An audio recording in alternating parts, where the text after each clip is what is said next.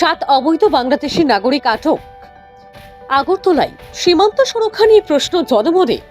সীমান্ত সুরক্ষার দায়িত্বে থাকা সীমান্ত সুরক্ষা বাহিনীর গাফিলতির কারণে প্রায় প্রতিনিয়ত ভারত বাংলাদেশ সীমান্তে ত্রিপুরার রাজ্যে অবৈধ বাংলাদেশি নাগরিকদের অনুপ্রবেশ ঘটছে, যা দেশের আভ্যন্তরীণ নিরাপত্তার জন্য এক বড় চ্যালেঞ্জ হয়ে দাঁড়িয়েছে। এরই মধ্যে ত্রিপুরার আগরতলা রেলওয়ে স্টেশনে ধরা পড়ল 7 অবৈধ বাংলাদেশি নাগরিক। তাদের মধ্যে 4 জন যুবতী এবং 3 জন পুরুষ। আগরতলা রেলওয়ে স্টেশনে জিআরপি থানার পুলিশ তাদের আটক করে। এ বিষয়ে জিআরপি থানার ওসি তাপস দাস শুক্রবার সংবাদ মাধ্যমকে জানান, গোপন সূত্রে পাওয়া খবরের ভিত্তিতে অভিযান চালিয়ে এই 7 জনকে আটক করা হয়। ধৃতরা পুলিশের জিজ্ঞাসাবাদে অবৈধ উপায়ে বাংলাদেশ থেকে ভারতে প্রবেশ করার কথা স্বীকার করেছে। তাদের কাছে কোনো বৈধ কাগজপত্র পাওয়া যায়নি। তারা ভারতের বিভিন্ন জায়গায় যাওয়ার পরিকল্পনা নিয়ে এসেছিল।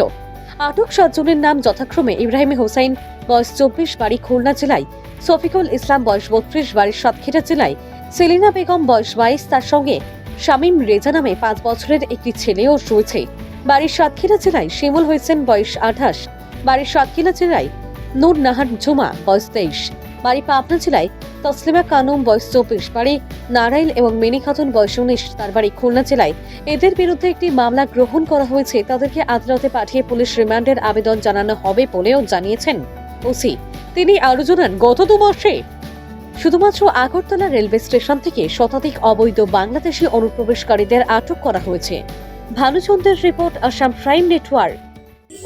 হ্যাঁ, গতকালকে আমাদের আগরতলা রেল স্টেশন থেকে 7 জন বিডি ন্যাশনালকে গ্রেপ্তার করা হয়েছে। অ্যাকচুয়ালি তারা অবৈধভাবে আমাদের ভারতে প্রবেশ করে, বর্ডার ক্রস করে। তো আমরা গতকালকেই তাদের এগেনস্টে একটা আমাদের আগরতলা জিআরপি থানাতে মামলা নেই এবং আজকে মহামান্য আদালতে তাদের প্রেরণ করা হচ্ছে। তো এর মধ্যে 7 জন বিডি ন্যাশনালের মধ্যে 4 জন মহিলা ছিল আর 3 জন পুরুষ লোক। গত 2 মাসে কতজন বাংলাদেশি আটক হয়েছে? গত 2 মাসে হবে আনুমানিক প্রায় 105 জনের মতো। আজকে তারা কোথায় যাওয়ার জন্য? আজকে তারা তো ডেস্টিনেশন অনেকের অনেক দিকে, তো জিজ্ঞাসাবাদে তারা এখনও বলছে যে কেউই বেঙ্গালুর যাবে, কেউ কলকাতা যাবেন, কেউ আবার দিল্লি যাবেন, এরকম বলছে। আর কিছু কি উদ্ধার হয়েছে তাদের সাথে? তাদের কাছ থেকে তাদের মোবাইল ফোন উদ্ধার হয়েছে এবং কিছু বাংলাদেশি ডকুমেন্ট প্লাস কিছু ইন্ডিয়ান কারেন্সি, এগুলি আর কি।